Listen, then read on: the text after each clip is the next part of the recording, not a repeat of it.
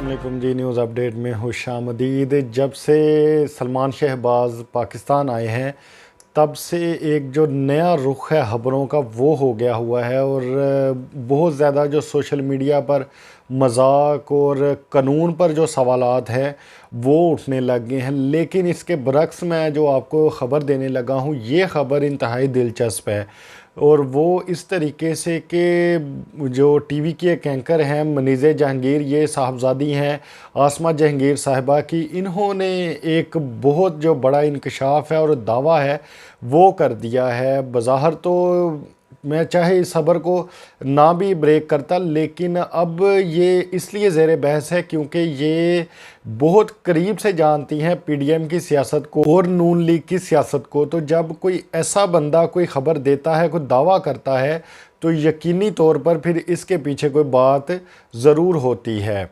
मनीज़े जहांगीर ने अपने प्रोग्राम में दावा किया कि सूबा पंजाब में हुकूमत की तब्दीली का अमल शुरू हो गया है। उन्होंने वज़ीर-ए-आज़म शहबाज शरीफ के साहबजादे को नया वज़ीर आला पंजाब भी करार दे दिया। दावे पर सोशल मीडिया पर तहरीक इंसाफ और काफ लीग के रहनुमाओं ने सवालात का अंबार लगा दिया। ये उन्होंने जी अब दावा कर दिया है कि जो सलमान शहबाज हैं वो पाकिस्तान इसलिए आए हैं क्योंकि अब जो पंजाब का नया वज़ीर आला है वो अब इसको बनाना चाहते हैं शहबाज शरीफ साहब। पहले जिस तरह से ये चला रहे थे अपना जो बिज़नेस है वो, और हमज़ा शहबाज कुछ सियासी तौर पर एक्टिव थे, लेकिन खैर कारोबार तो हमज़ा शहबाज भी चलाते हैं, लेकिन अब शायद क्योंकि ये जब वहाँ से आए हैं लंदन से तो ये गए हैं सऊदी अरब में और वहाँ पर जाकर इन्होंने कुछ मीटिंग्स वगैरह की हैं। ये पाकिस्तान के कुछ कर्ज़े के हवाले से ही आप कह लें, या वही हिसाब है जी, मांगने नहीं आया लेकिन मजबूरी है, तो अब शायद इन्होंने अपने बेटे को भी उसी काम पर लगा दिया हुआ है।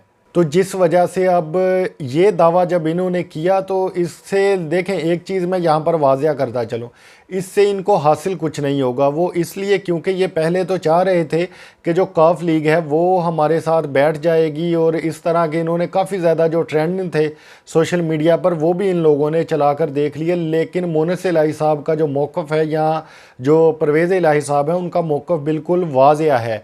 अब इसी पर जो चेयरमैन पीटीआई हैं जनाब इमरान खान साहब, उन्होंने भी एक ट्वीट किया है, वो भी मैं आपको बताऊंगा। लेकिन मैं साथ साथ ये भी बताता चलूँ कि फवाद चौधरी साहब ने भी ये क्लियर कर दिया है कि 20 दिसंबर तक जो असम्बलियाँ हैं वो तोड़ दी जाएंगी, और ये इनका जो फ़ैसला है वो बिल्कुल आप कह लें कि अटल फ़ैसला है। जैसा कि चेयरमैन पीटीआई इमरान खान साहब ने एक जो प्रेस कॉन्फ्रेंस की थी और उन्होंने उस प्रेस कॉन्फ्रेंस में भी बिल्कुल वाज़िया ये बात अब बता दी हुई है कि अगर ये हमारे साथ किसी भी किस्म की कोई मशावरत करना चाहते हैं या कोई भी बातचीत आगे बढ़ाना चाहते हैं तो वो मैं इनके साथ बैठने के लिए तैयार हूं, लेकिन उसकी शर्त ये है कि ये पहले डेट है जो इलेक्शंस की वो अनाउंस करें, उसके बाद कोई भी जो मुज़ाकरात हैं वो किए जाएंगे इनके साथ। और जो मैं आपके साथ बात कर रहा था कि इमरान खान साहब ने जो ट्वीट किया है यही सलमान शहबाज के पाकिस्तान आने के हवाले से, वो मैं आपके साथ शेयर करता चलूँ। इमरान खान साहब ने इसमें हजूर नबी अकरम सल्लल्लाहु अलैहि वसल्लम की भी एक हदीस का हवाला भी दिया है, और उन्होंने साथ ये चीज़ वाज़िया कर दी है कि जो हमारे इस वक्त हालात हैं पाकिस्तान के ये ऐसे क्यों हैं। अगर कोई ये समझना चाहता है कि पाकिस्तान की मईशत तबाही के नरगे में क्यों है तो महज 2 वाक़यात ही इसके लिए काफ़ी हैं। 75 साला सेनेटर आज़म सवादी को ज़ेर हरासत तशद्दुद का निशाना बनाया गया, इन्हें इनके पोते पोतियों के सामने पीटा गया, एक हिस्से को गिराकर इनके घर पर जबरन ताले चढ़ाए गए और कवानीन को मुकम्मल तौर पर नज़रअंदाज हमारे दस्तूर में फ़राहम करदा बुनियादी इंसानी हकूक़ को सराहे पामाल करते हुए दर्ज किए गए दर्जनों मुकदमात के ज़रिए इन्हें एक से दूसरे सूबे में घसीटने का सिलसिला जारी है।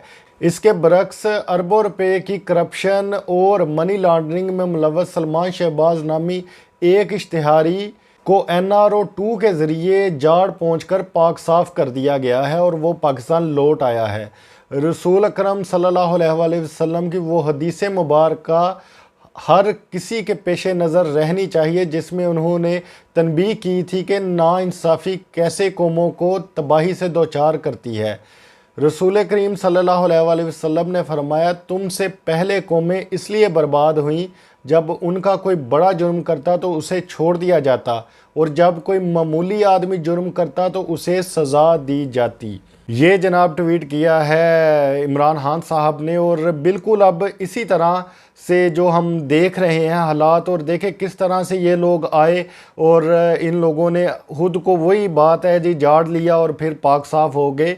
अब अगर मैं यहाँ पर मिसाल देता हूँ, अगर कोई मामूली चोर है तो अगर वो पकड़ा जाए तो बिल्कुल एक उसके लिए जो कानून है वो सख्त बन जाता है। और ऐसे चोरों के लिए वही बात आ जाती है कि अगर आपने पाकिस्तान में आप चाहते हैं कि आप इज़्ज़त कमाएं अदालतों से भी, तो फिर आपको छोटा नहीं बड़े दर्जे का चोर होना ज़रूरी है। अब जिस तरह से सलमान शहबाज भी वापस आ गए हैं और अब ये ख्वाब देख रहे हैं वज़ीर आला पंजाब बनने के, तो वही चीज़ है जैसे मैं हमेशा बात करता हूँ कि इनकी ये बादशाहत वाला जो निज़ाम है वो चल रहा है, क्योंकि इनको तो पता है कि जी हमने तो सिर्फ हुकूमत ही करनी है इस गरीब और गयूर आवाम पर।